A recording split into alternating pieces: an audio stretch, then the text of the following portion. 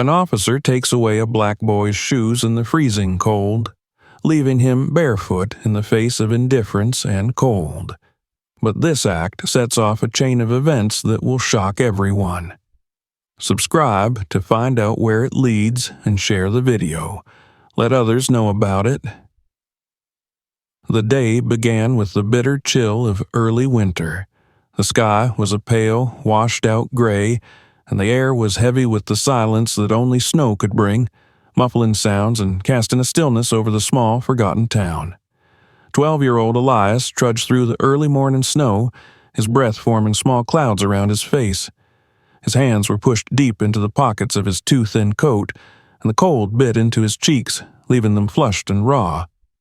The day felt endless, and the path stretched out before him like an unbroken line, a silent reminder of the lonely road he walked in life. This town had been his home for only a short time. Since the family's recent move, Elias had found himself lost in the town's unfamiliar streets, trying to understand its harsh rhythms. He missed the crowded streets of his old neighborhood, where he had known every face, every crack in the pavement, every warm corner in the cafes his mother used to clean. But those days felt like a distant memory now, slipping further from him as he tried to adjust to this new, unfamiliar place. Elias lived in a modest, worn-down house at the edge of the town with his mother, a woman who worked tirelessly to keep their lives stitched together, even when it seemed like the fabric of their world was unraveling. Her hands were rough and calloused, always red and raw from cleaning and scrubbing, but she never complained. She was all that Elias had left, all he had to keep him tethered to the world since the passing of his older brother Jamal. Jamal had been more than just a brother to Elias. He had been a protector, a confidant, a friend who had guided him through every hardship. It was Jamal who had taught him to face the world with courage, to never let the coldness of others freeze the warmth in his own heart. Elias often remembered Jamal's words, his calm, steady voice that reassured him, even when the world seemed to be against them. Jamal had been the one who made him believe that he could handle anything life threw his way. Jamal's absence was felt keenly, like a raw wound that refused to heal. The only tangible memory Elias had of him was an old pair of worn-out sneakers. They were scuffed, their laces frayed, but Elias cherished them more than anything else. Those sneakers had once belonged to Jamal, and when he had passed away, Elias had taken them as a keepsake, a way to keep his brother's spirit close to him. Wearing them was like carrying a piece of Jamal with him wherever he went, a silent reminder of the love and support that had once surrounded him. Now, as Elias made his way through the icy streets, those sneakers were on his feet, keeping him connected to his brother's memory with each step he took. But they did little to protect him from the biting cold. His toes were numb, and he could feel the icy slush seeping into the fabric, chilling him to the bone. He ignored it as best he could, keeping his focus on the small grocery store just a few blocks ahead. His mother had sent him out early to pick up a few essentials: bread, milk, and maybe, if he was lucky, a small treat to bring home. As he walked, Elias noticed the way people moved in the town. They were quiet, withdrawn, their eyes downcast, their faces blank. He had tried, on occasion, to smile at them, to maybe strike up a conversation, but his efforts were always met with cold stares and curt nods. It was as if the town had an unspoken rule. Strangers were not to be trusted, especially strangers who looked like Elias. He had learned that lesson quickly. He kept his head down now, avoiding eye contact, blending into the background as best he could. But it wasn't always easy. He felt the weight of their stares, the subtle way they seemed to watch him, as if expecting him to do something wrong. It was a look he had come to recognize, one that whispered suspicion, mistrust, and, perhaps most painfully, disdain. The air grew colder as he approached the store. Elias was lost in thought, remembering his brother's words, the way Jamal used to tell him to stand tall, to never let anyone make him feel small. He missed that voice, that steady presence beside him. It was strange how much the cold could remind him of his brother, how the harshness of winter seemed to echo the harshness of loss. Elias pushed open the door to the store, stepping into the warmth with a sigh of relief. The shopkeeper barely glanced at him as he entered, his face turned away, focused on stacking shelves. Elias moved quickly through the aisles, picking up the items his mother had asked for. He counted out the few coins he had in his pocket, making sure he had enough. He couldn't afford any mistakes, money was tight, and every cent mattered. As he approached the counter, he felt a prickle of discomfort, a sense that he was being watched. He looked up and met the eyes of the shopkeeper, who was staring at him with a look that made Elias's skin crawl. It was a look he had seen before, one that seemed to question his very right to be there. But Elias was used to it by now. He held his head high, paid for his items, and quickly made his way back out into the cold. The cold hit him like a wall as he stepped outside. He hugged the small bag of groceries to his chest, tucking his hands around it to keep them warm. The walk home felt longer now, the weight of the morning pressing down on him. He was halfway home when he noticed a figure standing by a parked police car, watching him with an intense, unsettling gaze.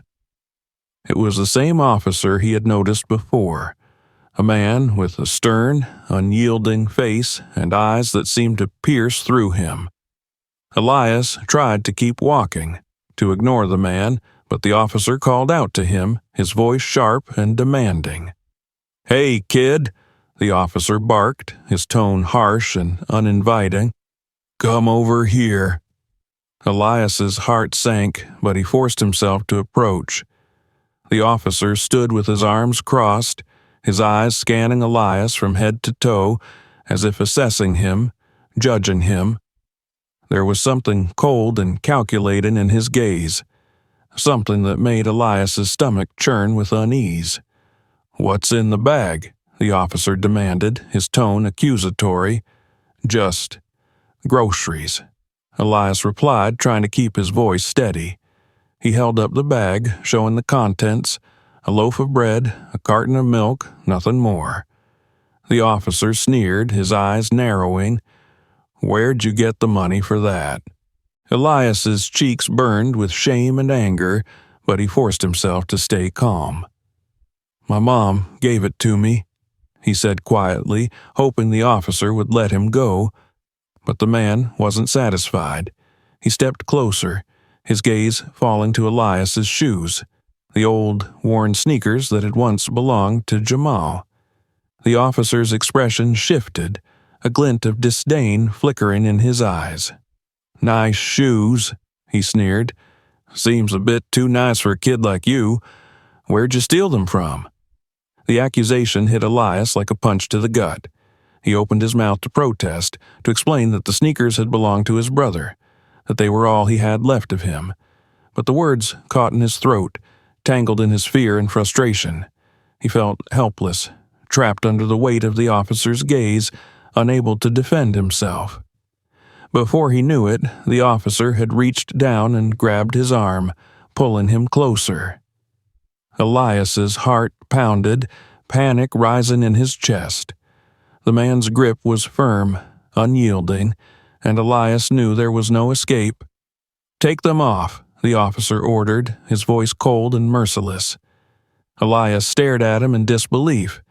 "But they're mine," he managed to whisper, his voice trembling.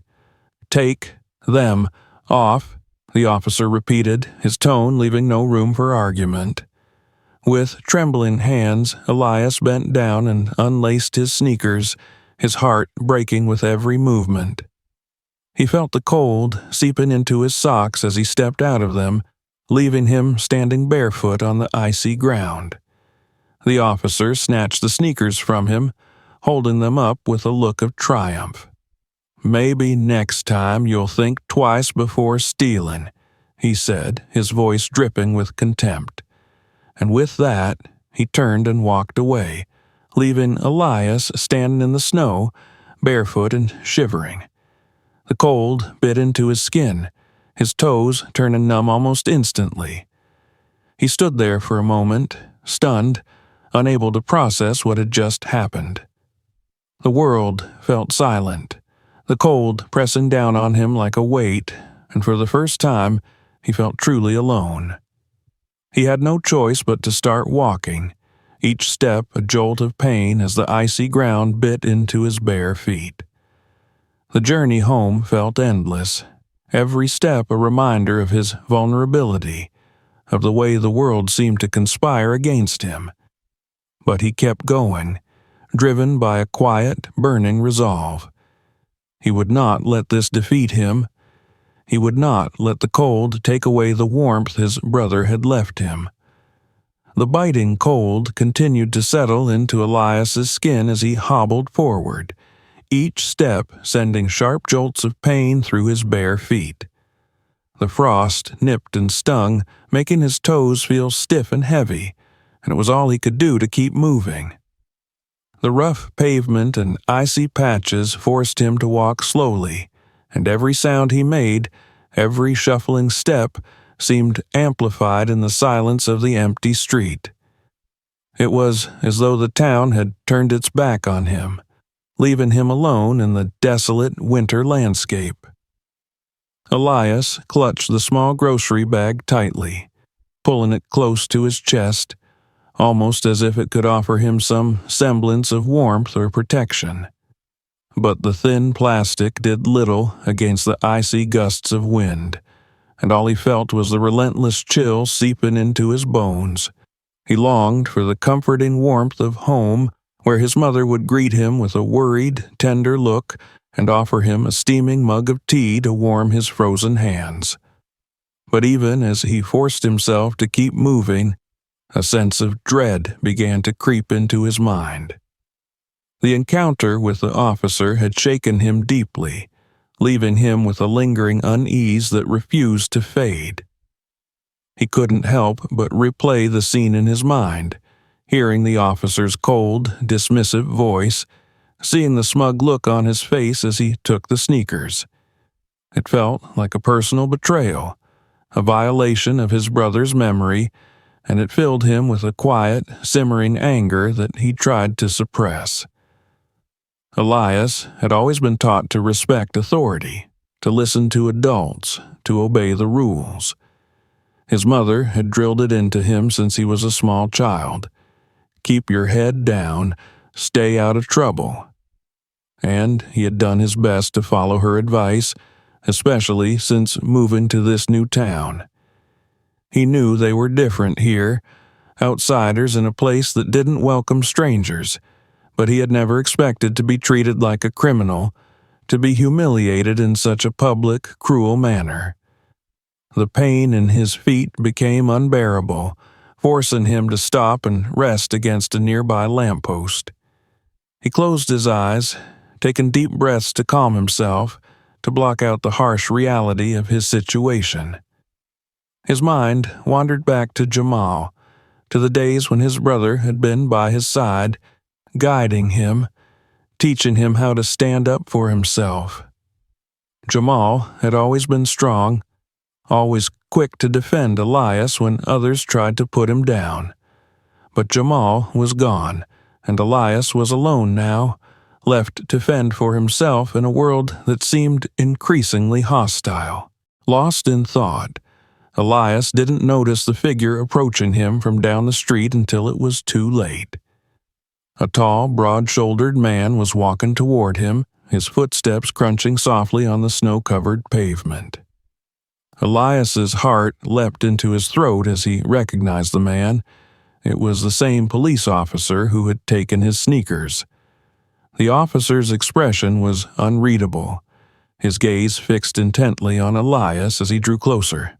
A wave of fear washed over Elias, freezing him in place.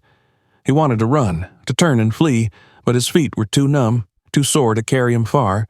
All he could do was stand there, clutching the grocery bag, and wait for whatever was to come. "Didn't expect to see you out here again, did I?" The officer sneered as he came to a stop in front of Elias. His tone was mocking, his eyes gleaming with a cruel amusement that made Elias's skin crawl. Elias forced himself to meet the man's gaze, even as his insides twisted with fear and resentment.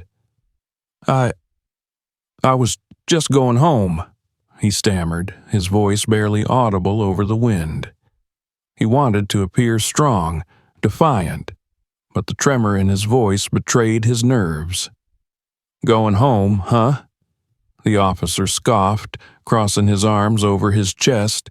"Funny. Seems like you're always hanging around places you don't belong." The words cut deep, leaving Elias feeling small and powerless. He could feel his cheeks burning, not from the cold, but from the sting of humiliation. He didn't know how to respond, how to defend himself. All he could do was stand there, gripping the grocery bag and praying that the encounter would end soon. But the officer wasn't finished. He took a step closer, his voice dropping to a menacing whisper. "You know, we've been having some trouble around here lately," he said, his gaze piercing. "A lot of thefts, a lot of suspicious activity. And you? Well, you look the type, don't you?" Elias's heart sank. The implication was clear, and it filled him with a mixture of anger and despair. He wanted to shout, to tell the officer that he had done nothing wrong, that he was just a boy trying to survive in a harsh, unforgiving world. But he knew it would be useless. The officer had already made up his mind, had already decided who Elias was, what he represented. There was no point in arguing, no point in trying to prove his innocence. The officer leaned in closer, his face just inches from Elias's, his breath visible in the frigid air. "If I ever catch you hanging around here again, causing trouble, well, let's just say you won't like what happens next." His tone was cold, dripping with malice, and Elias could feel the threat hanging heavy in the air, as sharp and unforgiving as the winter wind. Elias swallowed hard, his body rigid with tension. He wanted to fight back, to push the man away, but he knew it would only make things worse. He forced himself to nod, to murmur a faint, reluctant, "Yes, sir," even though the words tasted bitter on his tongue. Satisfied, the officer straightened up, casting one last disdainful look at Elias before turning and walking away, his footsteps fading into the distance. Elias watched him go, feeling a mixture of relief and shame. He hated himself for backing down, for letting the man intimidate him. But he knew that there was no other choice. In this town, in this world, he was powerless. A small, insignificant figure struggling to survive. He waited until the officer was out of sight before continuing on his way, each step a painful reminder of his vulnerability. The encounter had left him shaken, his mind racing with questions, doubts, fears. He felt exposed, as though the whole town could see his every weakness, his every flaw. And the worst part was that he knew he couldn't tell anyone, couldn't share his pain with his mother, who was already carrying too much on her own shoulders. As he walked, Elias noticed the looks from the people around him. Some glanced his way with mild curiosity, others with open hostility. He could feel their eyes on him, judging him, branding him as an outsider, an intruder. He wanted to disappear, to blend into the background, but he knew it was impossible. Here, He would always stand out, always be different, no matter how hard he tried to fit in. When he finally reached home, Elias was exhausted, both physically and emotionally. His mother was waiting for him, her face etched with worry as she took in his pale, shivering form. She didn't ask any questions, didn't press him for details. She simply wrapped him in a warm blanket, her arms gentle and comforting, as if she understood everything without needing to hear a word. Elias clung to her, feeling the warmth of her embrace seep into his frozen body. For a moment, he allowed himself to forget about the officer, about the cold, about the world outside. He was safe here, in his mother's arms, shielded from the cruelty that waited beyond their door. But as he lay in bed that night, staring up at the ceiling, he couldn't shake the feeling that this was only the beginning. The officer's words echoed in his mind, a constant, gnawing reminder of the danger that lurked in every corner of this town. He knew that he couldn't let this continue, couldn't allow himself to be silenced, to be treated like a criminal for simply existing. Elias closed his eyes, Jamal's voice whispering in the back of his mind, urging him to be strong, to fight back, to stand up for himself. And as he drifted off to sleep, he made a silent vow. He would not let this town break him. No matter how cold, no matter how hostile, he would find a way to survive, to thrive, to prove that he was more than what they saw, more than the labels they tried to place on him. The morning light was muted as Elias opened his eyes, the dim glow filtering through the frost-covered window. The previous day's events hung over him like a storm cloud, casting a shadow over the peaceful quiet of the room.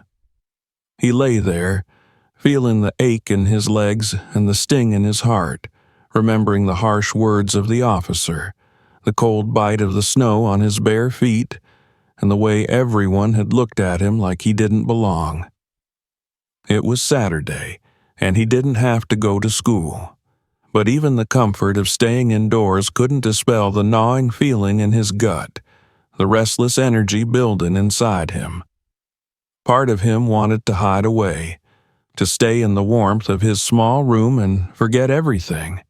Yet another part of him knew he couldn't let fear control him, couldn't let the officer's cruelty force him into silence. As the hours ticked by, Elias finally decided he had to go out, if only to clear his head. He threw on his thin coat, still feeling the emptiness where his brother's sneakers had once been. The memory of those shoes, the way the officer had taken them so casually, lingered in his mind. He pushed the thought away, determined not to let it ruin his day, even though it was difficult to ignore the raw, open wound the incident had left behind. His mother had given him an old pair of her own worn-out shoes, but they were too big and they didn't fit him well. Still, he tied them tightly around his ankles, hoping they would keep his feet warm enough to walk. The shoes flopped awkwardly as he walked, rubbing against his heels and toes, but he gritted his teeth and kept moving. The cold air hit him as soon as he stepped outside, but he felt a strange sense of resolve, a determination to prove, if only to himself, that he could endure this. The streets were quiet, blanketed in fresh snow that muffled every sound. As he passed the closed shops and empty sidewalks, he felt the familiar stares of the few people he encountered. Their glances were filled with curiosity, suspicion, and something else, something darker. It was a look he had come to know all too well, a look that spoke volumes without words, a look that told him he was different, that he didn't belong. Elias forced himself to keep walking, even as his mind replayed the encounter with the officer. The man's words echoed in his head, filling him with a mixture of anger and shame. He hated the way the officer had looked at him, the way he had stripped away his dignity with a few cold words. And he hated even more that no one had stepped in, that no one had spoken up for him. It was as if the whole world had turned a blind eye to his suffering. The grocery store he had visited the day before was up ahead, its lights dim, casting long shadows across the snowy sidewalk. Elias felt a flicker of hesitation, a pang of fear as he approached the door. He had no reason to go inside, but something compelled him to step closer to see if the shopkeeper would look at him with the same judgmental stare as the others. As he stood there, lost in thought, he heard a voice behind him. "Hey, kid, you looking for trouble again?" Elias turned, his heart sinking as he recognized the speaker.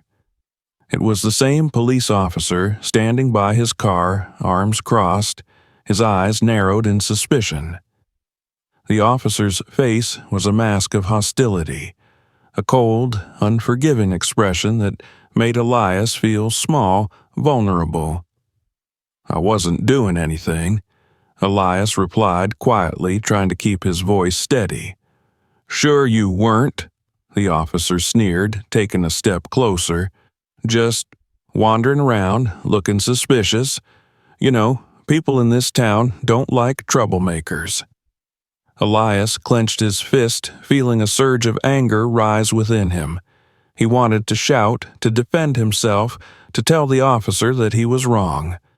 But he knew it would only make things worse. The man had already decided who he was, had already judged him without knowing a single thing about him. "Why don't you just go home?" the officer continued, his voice dripping with contempt. "Before you get yourself into more trouble." The words hit Elias like a slap in the face. He wanted to walk away, to ignore the man's taunts, but his feet refused to move. His chest tightened, and he could feel the frustration boiling over, his heart pounding with a mix of fear and defiance. "Leave him alone." The voice came from behind Elias, startling him. He turned to see a boy about his age standing there, a familiar face from his school. The boy's name was Lewis, someone Elias had seen around but never spoken to. Lewis was taller, with an air of confidence that Elias envied. He stepped forward, positioning himself between Elias and the officer, his expression fierce and unwavering. The officer frowned, clearly taken aback by the boy's boldness. "What's this? You friends with him or something?" "Maybe I am," Lewis shot back, his voice steady and calm. "What's it to you?" The officer scowled, his face flushing with anger. "Watch yourself, kid," he muttered, his voice laced with a warning. "You don't want to get mixed up with the wrong crowd." Elias watched in awe as Lewis stood his ground, unflinching in the face of the officer's threats. It was a small act of defiance, but to Elias it felt monumental. It was the first time someone had stood up for him, the first time he had felt like he wasn't completely alone. The officer lingered for a moment, his eyes narrowing as he looked from Elias to Lewis. Then, with a dismissive grunt, he turned and walked away, muttering under his breath as he disappeared down the street. Elias felt a wave of relief wash over him, his shoulders sagging as the tension slowly faded. He turned to Lewis, gratitude and disbelief shining in his eyes. "Thanks," he said softly, his voice barely a whisper. Lewis shrugged, a small smile playing at the corners of his mouth. "No problem. That guy's a jerk. He thinks he can push people around just because he's got a badge." Elias nodded, his heart still pounding from the encounter. I don't know what I would have done if you hadn't shown up." "Forget about it," Lewis said with a grin. "Come on, let's get out of here." Together they walked away from the grocery store, their footsteps crunching softly in the snow. Elias felt a strange sense of warmth spreading through him, a feeling he hadn't experienced in a long time. He didn't know why Lewis had decided to help him, why he had stepped in when no one else would. But in that moment, it didn't matter. All that mattered was that, for the first time, he didn't feel so alone.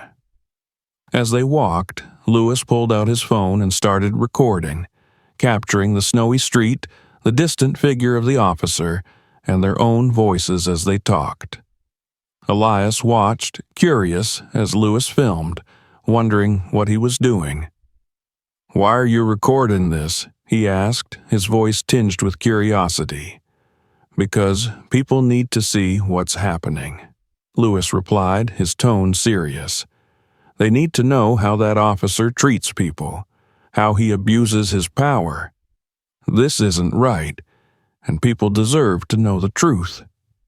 Elias felt a flicker of hope, a small spark igniting in his chest. For so long, he had felt invisible, unheard, his struggles dismissed and ignored by those around him. But now, with Lewis by his side, he felt a glimmer of possibility, a sense that maybe, just maybe, things could change. They spent the next few hours talking, sharing stories and laughter as they walked through the town. For the first time, Elias found himself opening up, sharing parts of himself he had kept hidden, parts that he had buried in an attempt to protect himself from the world. Lewis listened intently, his gaze steady and understanding, his presence a comforting reminder that there were still people in the world who cared, who understood. As the sun began to set, casting long shadows across the snow-covered ground, Elias realized that he hadn't felt this happy, this alive, in a long time. He knew that the road ahead would be difficult, that the town's hostility would not disappear overnight. But, with Lewis's support, with his new friend by his side, he felt ready to face whatever challenges lay ahead. When they finally parted ways, Lewis handed him a pair of old boots he'd found in his garage, slightly too big, but warm and sturdy. Elias accepted them gratefully, slipping them on and feeling the warmth seep into his cold, numb toes. It wasn't the same as his brother's sneakers, but it was something, a gesture of kindness that reminded him that he wasn't alone. As he walked home that evening, his heart felt lighter, his steps surer. The cold still bit at his skin, the wind still howled around him, but he no longer felt its sting as deeply. For the first time in a long time, he felt a glimmer of hope, a belief that maybe, just maybe, he could find a way to belong in this town. And as he lay in bed that night, staring up at the ceiling, he made a silent vow to himself. He would not let the officer's cruelty define him, would not let the town's hostility break his spirit. He would stand tall, like Jamal had taught him, and he would fight for his right to be seen, to be heard, to be treated with the dignity he deserved. The cold may have surrounded him, but he knew now that there were still warm hearts, still people who would stand by him. And with that thought in mind, he drifted off to sleep, a quiet sense of peace settling over him as he dreamed of a brighter future. The days that followed his encounter with Lewis were filled with a mixture of anxiety and newfound strength. Elias couldn't shake the memory of the officer's cruel words, the way he had stripped him of his dignity with nothing but a sneer and an unyielding stare. But he also couldn't forget the support Lewis had shown, the sense of solidarity that had blossomed between them. It was a small light in a dark world, but it was enough to keep Elias going. Elias spent much of his time with Lewis now, each of them finding solace in the other's company. They walked the snowy streets together, talking about everything and nothing, sharing pieces of themselves that they had never shown to anyone else. With Lewis, Elias felt a kind of freedom he had never known before, a sense of belonging that made him feel, for the first time, that he wasn't completely alone. One evening, as they sat on the front steps of Lewis's house, Sipping from cups of hot cocoa, Lewis pulled out his phone and showed Elias the video he had recorded that day. The grainy footage captured the officer's mocking tone, his cold sneer, the way he had loomed over Elias, a symbol of unchecked power and authority. "We need to do something with this," Lewis said, his voice quiet but firm. "People need to see what he did to you." Elias stared at the screen, feeling a strange mixture of pride and fear. He wanted justice, wanted the world to know the truth, but he was also afraid of what might happen if they spoke out. The officer was a powerful figure in the town, respected and feared by many. Challenging him would be risky, especially for someone like Elias, an outsider with no allies beyond the small circle he had found in Lewis. But then he remembered Jamal's words, the way his brother had always urged him to stand up for himself, to fight for what was right, no matter the cost. Jamal had been brave, fearless in the face of adversity, and Elias wanted to honor that memory, to carry on his brother's legacy. "You're right," Elias finally said, his voice steady. "People need to see this." They spent the next few hours discussing their plan, brainstorming ways to share the video without putting themselves at risk. Lewis suggested showing it to his older cousin, Daniel, who was a journalism student at a nearby college. Daniel was passionate about justice and equality, and he had a wide network of friends who shared his ideals. He would know how to handle the situation, how to make sure the video reached the right people. The next day, they met with Daniel at a small cafe on the edge of town. Daniel was a tall, serious-looking young man with a keen gaze and a calm demeanor. He listened intently as they explained what had happened, his face darkening as he watched the video, his jaw tightening with anger. This is unacceptable," Daniel said, his voice low. "That officer shouldn't be allowed to get away with this." Elias felt a surge of hope as he listened to Daniel's words, a glimmer of belief that maybe, just maybe, they could make a difference. Daniel promised to share the video with some of his contacts, people who could help spread the word and bring attention to the officer's actions. He assured them that they would handle everything discreetly, protecting Elias's identity as much as possible. Over the next few days, Elias watched with a mixture of excitement and trepidation as the video began to circulate among Daniel's friends and acquaintances. It quickly gained traction, drawing the attention of local activists, journalists, and even a few concerned citizens in the town. The footage was shared on social media, accompanied by messages of support and outrage, and soon enough, people began to take notice. But with the growing attention came new challenges. As more people learned of the officer's actions, a wave of backlash erupted within the community. Some people expressed sympathy for Elias, condemning the officer's behavior and calling for accountability, but others were quick to dismiss the incident, accusing Elias of fabricating the story, of trying to stir up trouble where there was none. Elias felt the weight of the town's scrutiny pressing down on him, the whispered accusations and judgmental stares following him wherever he went. He could see it in the way people looked at him, the way they avoided his gaze, as if he were something to be feared or pitied. It was a constant reminder of his outsider status, a painful reminder that he would never truly belong in this place. One evening, as he returned home from a walk with Lewis, his mother was waiting for him at the door, her face etched with worry. She had seen the video, had heard the rumors swirling around town, and she was afraid of what might happen if they continued to pursue this fight. "Elias," she said softly, her eyes filled with concern, "are you sure this is the right thing to do?" Elias hesitated, feeling a pang of guilt as he looked into his mother's eyes. He knew she was worried, knew that she feared for his safety, for the consequences that might come if they continued to challenge the officer. But he also knew that he couldn't back down, that he couldn't let fear dictate his actions. "Yes, Mom," he replied, his voice steady. "This is the right thing to do." She nodded, her face a mixture of pride and apprehension. She didn't say anything else, but Elias could see the silent support in her eyes, the way she stood by him despite her fears.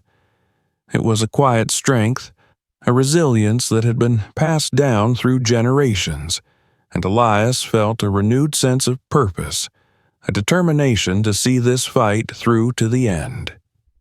In the days that followed, the town became a battleground of opinions, a place where people debated and argued over the video, over the treatment of Elias, over the actions of the officer. Some people called for justice, for accountability, while others defended the officer, insisting that he was simply doing his job, that Elias had brought the incident upon himself. The tension in the town was palpable, a simmering anger that threatened to boil over at any moment. Elias could feel it in the air, could sense the hostility and resentment directed toward him. But he refused to let it break him, refused to let the weight of their judgment crush his spirit. One afternoon, as he walked through the town square with Lewis, they noticed a group of people gathered around a notice board, reading something with grim expressions. Curious, they approached the board and saw a statement from the police department, addressing the incident and defending the officer's actions. The statement claimed that the officer had acted in accordance with protocol, that he had only detained Elias because of suspicious behavior, and had released him without further incident. There was no mention of the sneakers, no mention of the officer's cruel words, no acknowledgement of the pain and humiliation Elias had endured. The statement was a slap in the face, a cruel reminder that the system was rigged against him, that the people in power would go to any lengths to protect their own.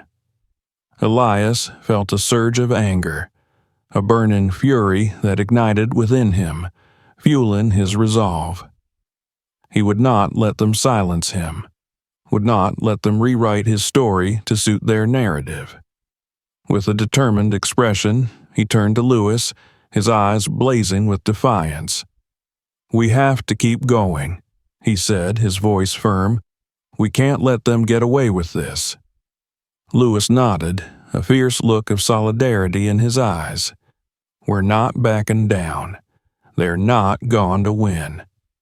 Together, they continued their fight, sharing the video with more people, gathering support from those who believed in justice, in the right to be treated with dignity and respect. They met with local activists, attended community meetings, and spoke out against the officer's actions, refusing to let the town bury the truth.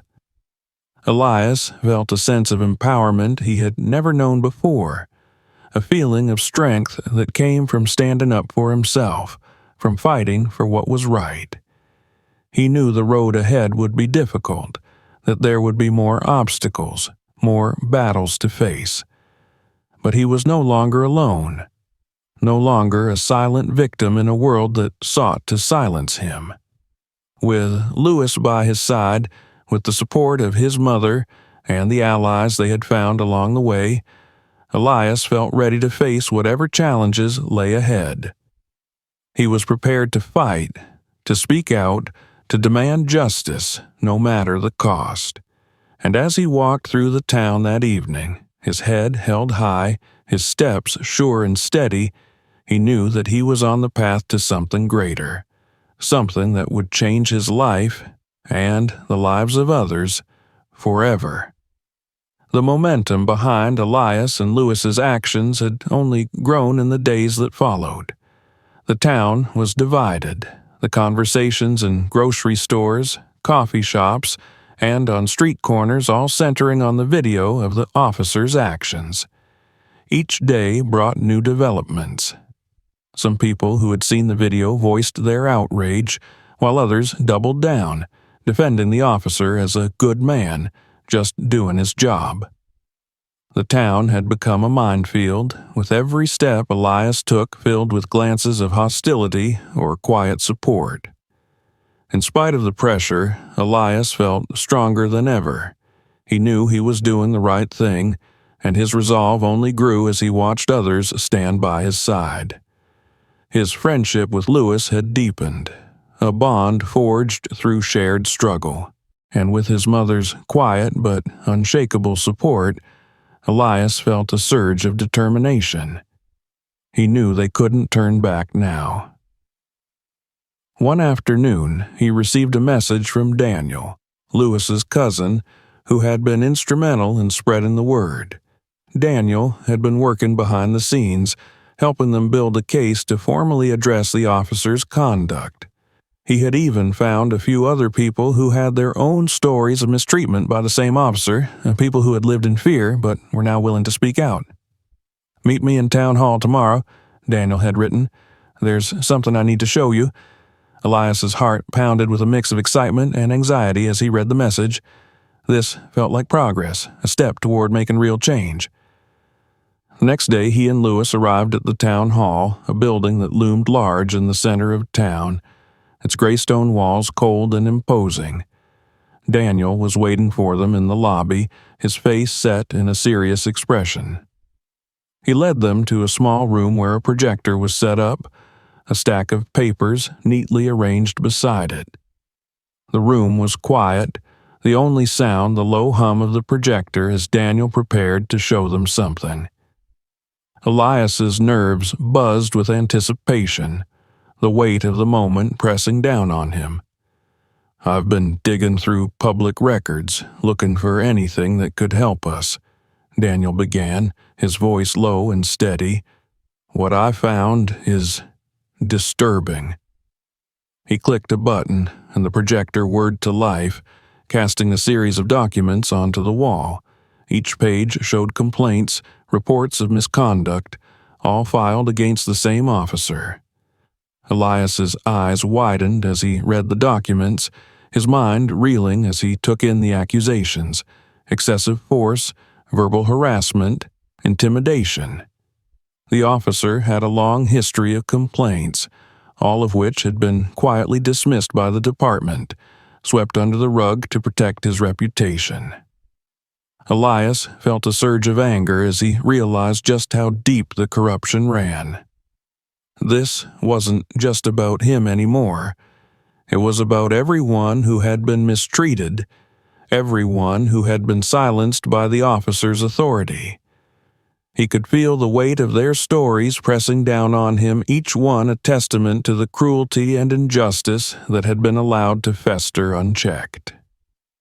"This is our chance," Daniel continued, his voice filled with determination.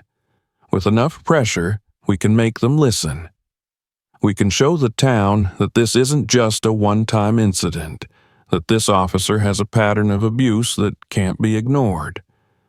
Elias nodded, his heart pounding with a mix of anger and resolve. "What do we do next?" Daniel handed him a stack of papers. "We're going to gather statements from everyone who's willing to come forward. I know it's a lot to ask, but we need as many voices as possible.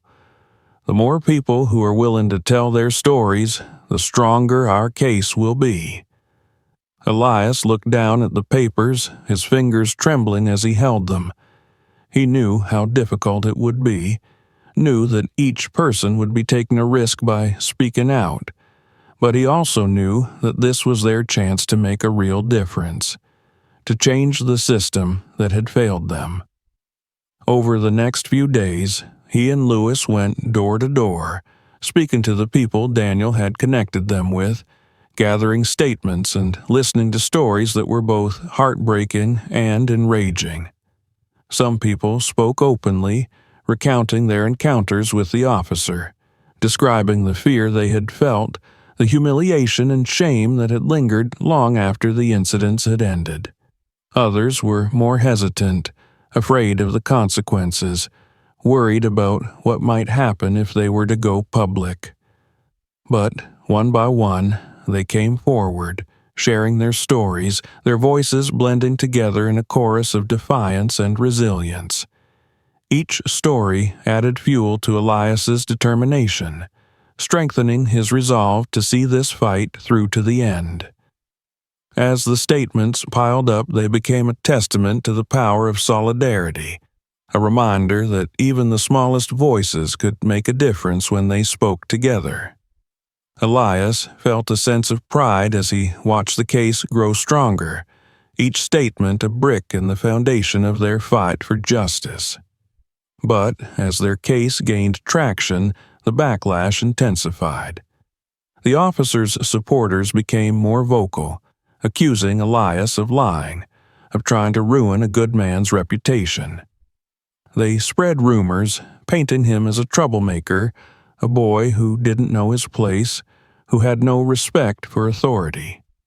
The whispers followed him wherever he went, a constant reminder of the risk he was taking, the price he was paying for standing up. One afternoon, as he walked through the town square, he noticed a group of people gathered around the notice board, their faces twisted with anger. They were reading a new statement from the police department, one that dismissed the complaints as baseless accusations, a witch hunt aimed at undermining the integrity of the force. The words stung, each line a slap in the face, a reminder of the power that stood against him. But Elias refused to let it break him. He knew the truth, knew that his fight was just, and he would not let them silence him. With Lewis by his side, he continued to gather support, reaching out to more people, sharing the video, speaking out at community meetings. They attended rallies, handed out flyers, did everything they could to keep the momentum going. Elias's name had become a rallying cry, a symbol of resistance, and he wore it with pride, knowing that he was no longer just fighting for himself. He was fighting for everyone who had been wronged, everyone who had been silenced. The day finally came when they were ready to present their case. Daniel had arranged a meeting with the town council, a chance for them to share the evidence they had gathered, to demand that the officer be held accountable for his actions. The council meeting was packed, the air thick with tension as people filled the room, their voices hushed, their eyes fixed on the front of the room where Elias and Lewis stood, ready to make their case. Elias felt a surge of nerves as he looked out at the crowd, his heart pounding as he took in the faces of the people who had come to support him. He could see his mother, her face filled with pride and worry, her hands clasped tightly in her lap. He saw Lewis's family, Daniel, and the people who had shared their stories, each one a silent reminder of the strength and courage that had brought them here. He took a deep breath, his hands shaking as he held the stack of papers, the statements that had become their weapon in this fight for justice. And then, with a calm, steady voice, he began to speak, recounting his own experience, the way the officer had treated him, the humiliation and pain he had endured. One by one, he read the statements, each story a powerful testament to the abuse that had been allowed to continue unchecked. The room was silent as he spoke, the weight of each word settling over the crowd, a reminder of the power of truth, of the strength that came from standing together. When he finished, he looked up, meeting the gaze of the council members, his voice filled with a quiet determination. We deserve to be treated with respect, with dignity. We deserve justice. The council members exchanged glances, their faces a mix of shock and uncertainty. They had not expected this, had not anticipated the strength and resilience of the people who had come together to demand change.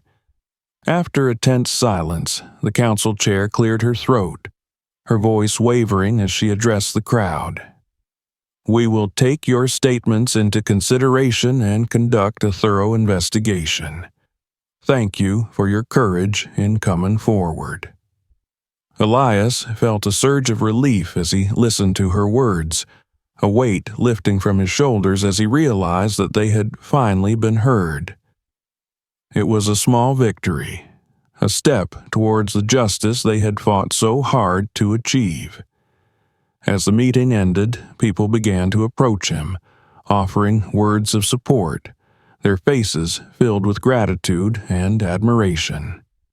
He felt a sense of pride, a quiet joy that came from knowing that he had made a difference, that he had stood up not just for himself, but for everyone who had been silenced.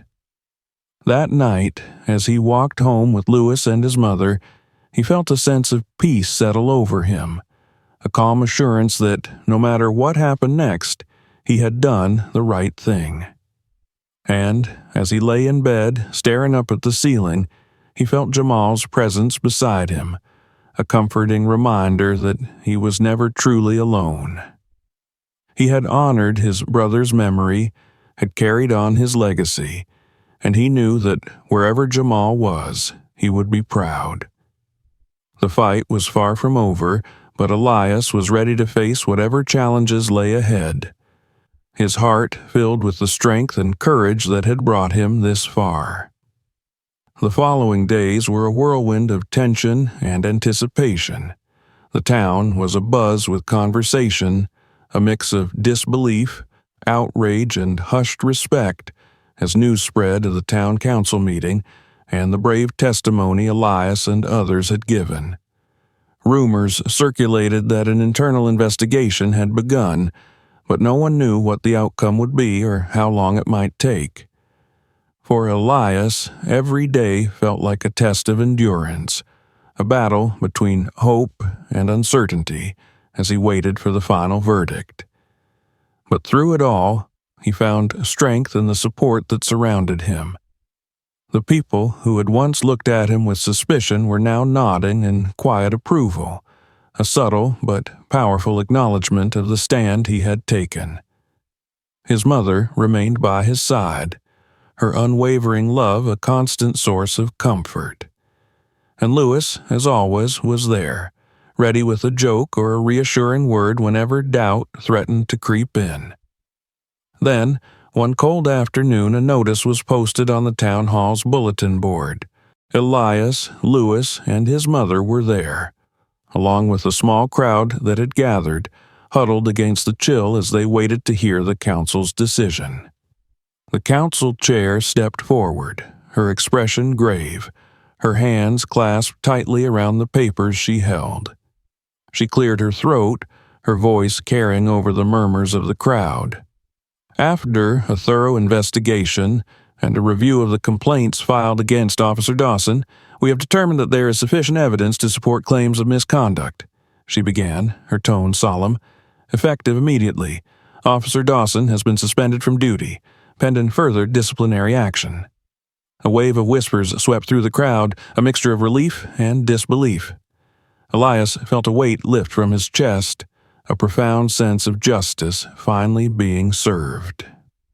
The council chair continued, detailing the measures that would be taken to address the complaints, including sensitivity training for the entire department and a new process for handling misconduct reports to ensure transparency and accountability.